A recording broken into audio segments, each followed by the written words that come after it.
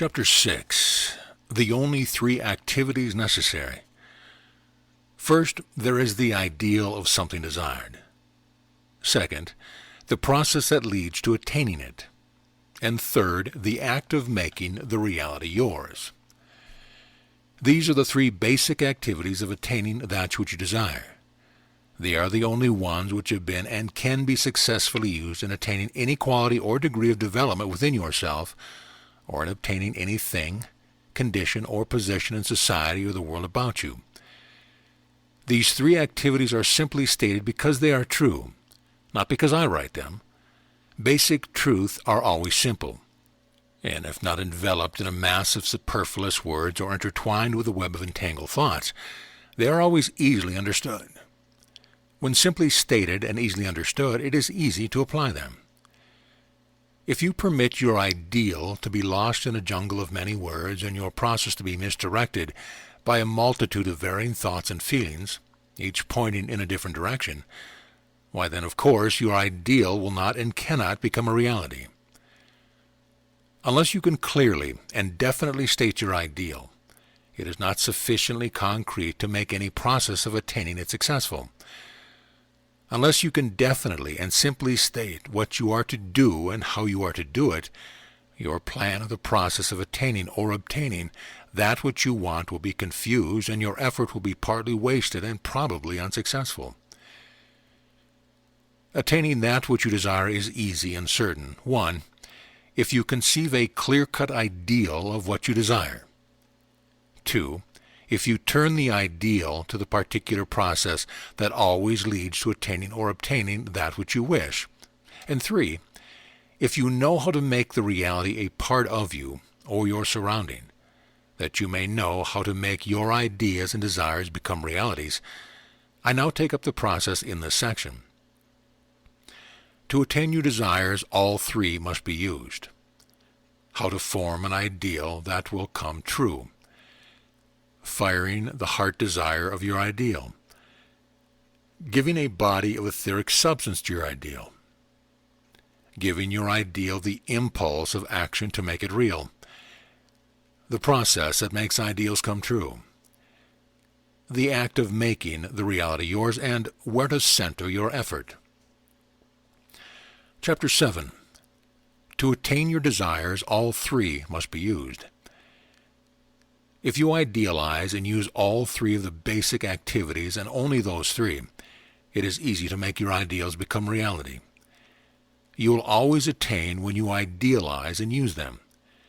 But if you leave out any one of the three, you fail to attain your desire, and no one can be blamed except yourself. If you idealize only that which you desire and hold faithfully to that ideal, that is, if you use only the first of the three activities, you will succeed and justly in proportion to what you do. Since God is justice, the result corresponds to the effort. Idealizing what you want and holding faithfully to the ideal for months and even years brings you the success your effort merits. Even after years, you will still be holding to the ideal. And if you idealize that which you desire and attempt to take possession of it mentally, using the first and third of the three basic activities, you succeed and justly in proportion to what you do. If, when in New York, you learn of a football game to be played in Boston and desire to be present, the ideal of the thing desired is to be in Boston. If you desire to drive by automobile from New York to Boston, that is the ideal of the process you intend to use to get to Boston. If you go to your garage and sit in your car for a day, a month, or a year, holding faithfully all the time to the thing desired, and holding also a mental picture of being in Boston, mentally picturing the first and third steps, but omitting the second one, before the year passes, your friends will wish to send you to the madhouse, and only because you fail to use the second activity, that of the process of actually starting the machine and driving from New York to Boston. It is not enough to hold ideals of the thing desired, the first step. It is not sufficient, and it may be dangerous to declare mentally that you possess it, the third step. It is not enough even to have faith that your desire will come true, though faith is the substance of things hoped for. You must put your ideals into idealized action, for ideals are the substance of things that are, and idealized action is the only certain process of attainment. Faith without works is dead, does not stand alone. Christ and the apostles presented the truth many times. I must work the work of him that sent me. Return to God and do works. What doth it profit though a man say he has faith and have not works? Can faith save him? Was not Abraham our father justified by works? By works was faith made perfect. I will give unto every one of you according to your works. He that overcometh and keepeth my works unto the end, to him will I give power over the nations. Of the names to be written in the book of life, they are to be judged according to their works. And the very last message, last chapter of Revelation is, Behold, I come quickly, and my reward is with me, to give every man according as his work shall be.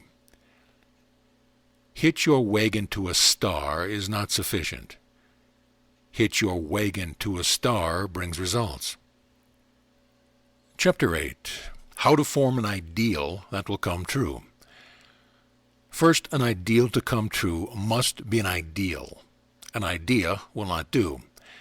Second, an ideal to become a reality must have a heart of desire, and a good strong heart. Third, an ideal to come into manifestation must be a body of real etheric substance.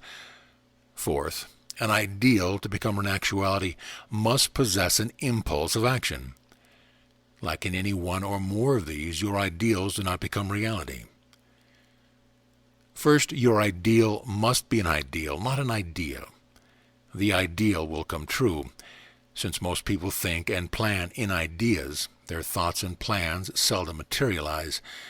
After repeated failures, some become discouraged, despondent, or resigned, and some lose faith in their capacity to attain the great goal and doubt the justice of society, the world, and God. Other men and women think in ideals. With them it is a habit. Such men and women are successful and attain to a great extent that which they desire. They attain in proportion to their ideals. You may idealize your thoughts of ethical and spiritual advancement and attain soul consciousness. Yet when it comes to other matters, you may use only ideas and fail. On the other hand, although others may not idealize ethical and spiritual concepts as you do, yet they do idealize.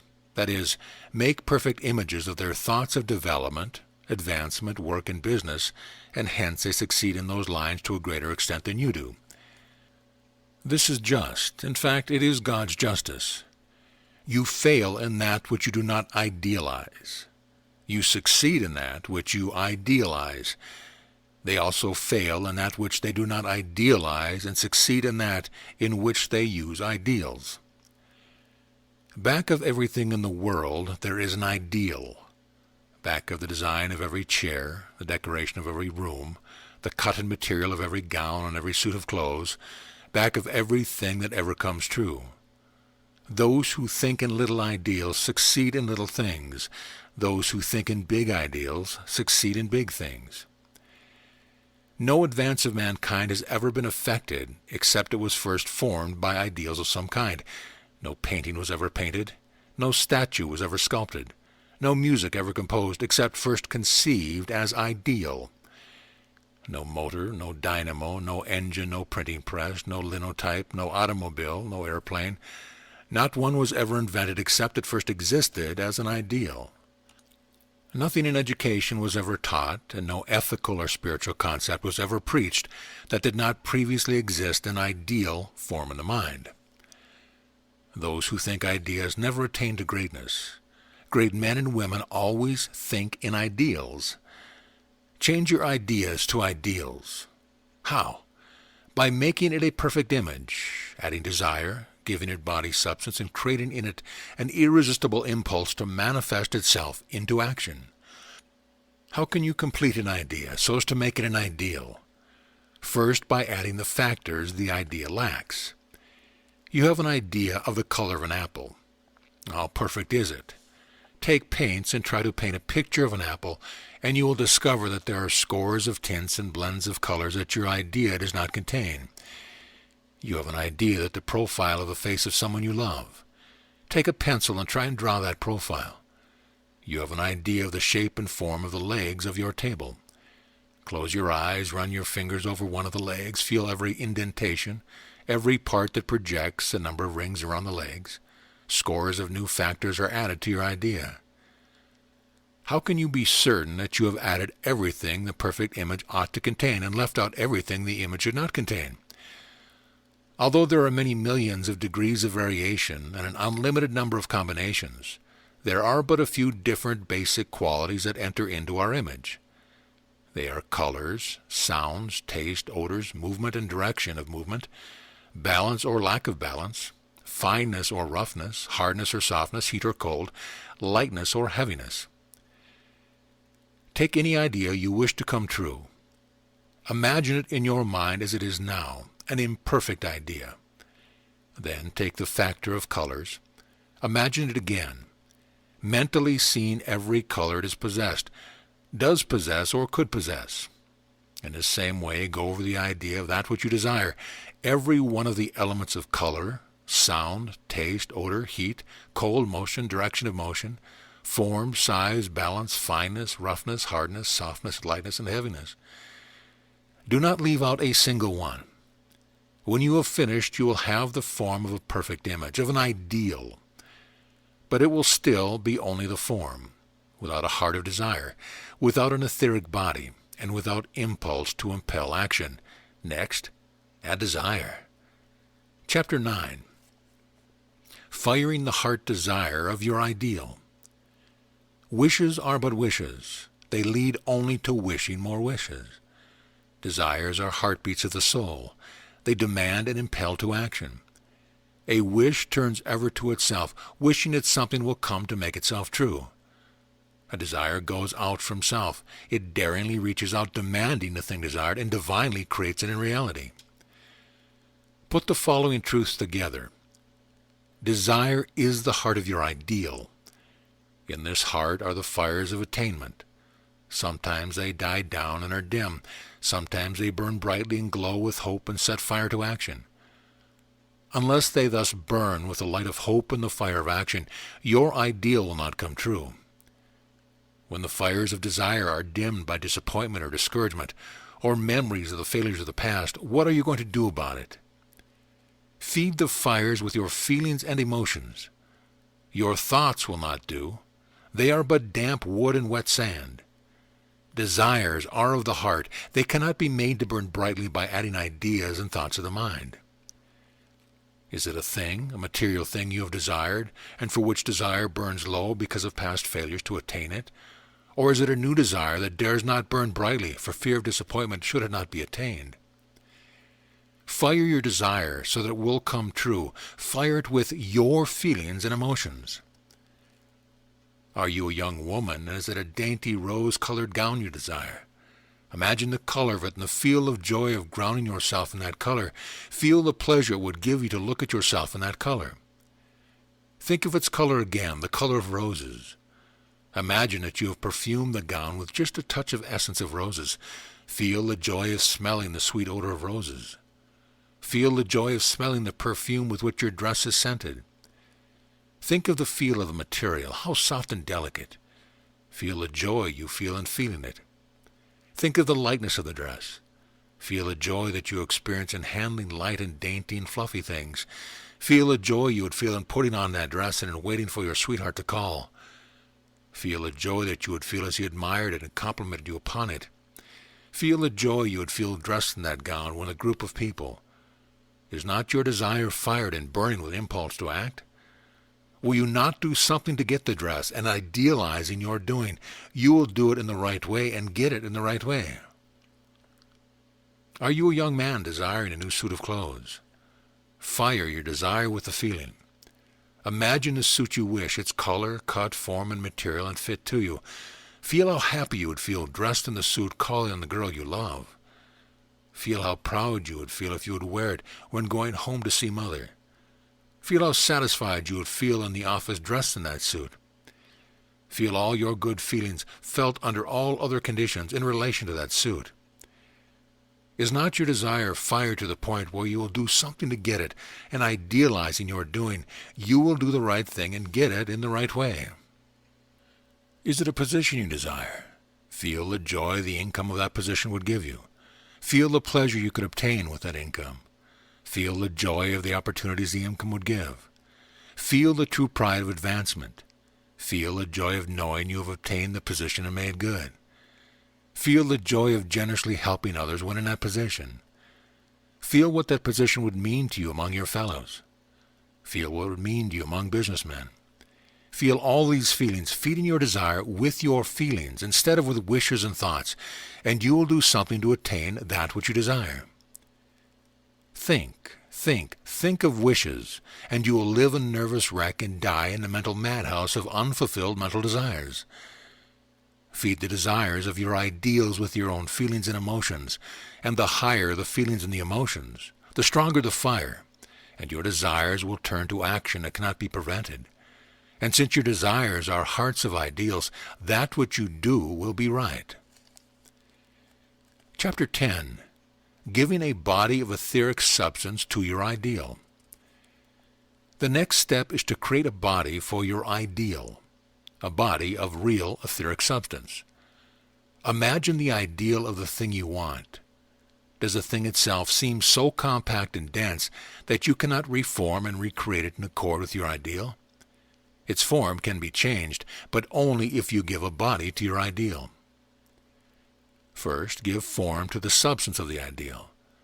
Turn back and read again my 3rd chapter. Then re-idealize your image of the thing desired as made in infinite energy space. By doing this, you actually group the spiritual substance into form.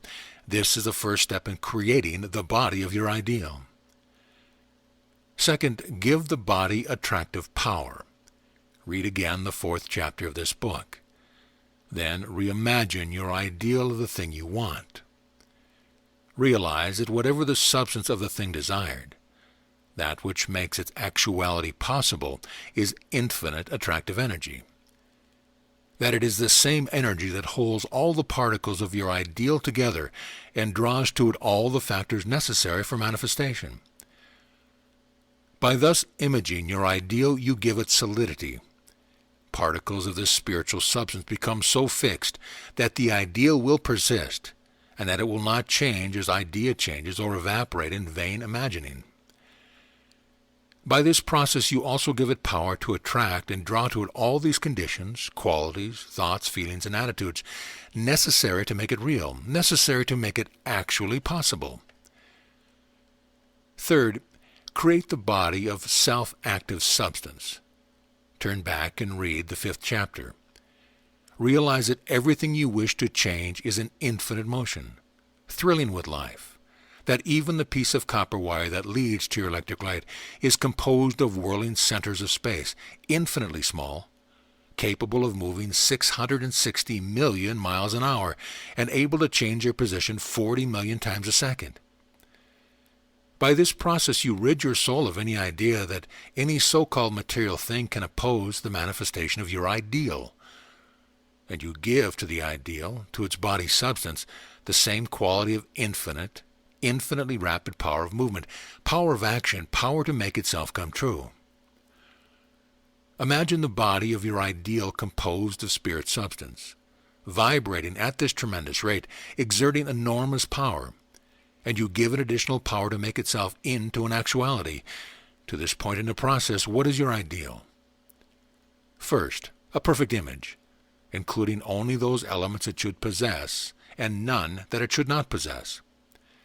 Second, an ideal with a heart of desire, fired to action by all your feelings and soul desires, increased by imagining the beauty and utility of the ideal and the pleasure it will give you, and augmented by every conceivable element of desire you can awaken by imagining everything composing its image, color, sound, etc.